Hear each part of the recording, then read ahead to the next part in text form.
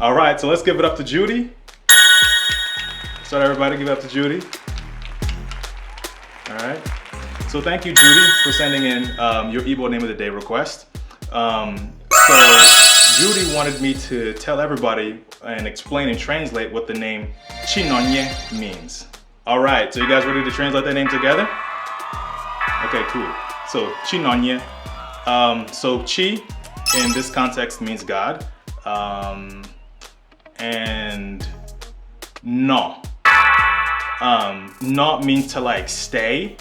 So when you say nonye, it means like, it's like a little bit more of a deeper meaning. It means like to stay with me or to be with me. You know what I mean? It doesn't just mean to physically be there. It means to basically to support someone. It's like for your presence to be there to comfort, you know? Like not just like sitting next to someone. Like someone can say in Igbo to you, noreba, which means like stay here, you know, like sit here, you know what I'm saying?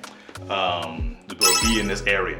But inonye means something a little bit more. It's like for someone's presence to be felt and for them to actually kind of do something as they're just staying there with you. You get what I'm saying? So we put those two together.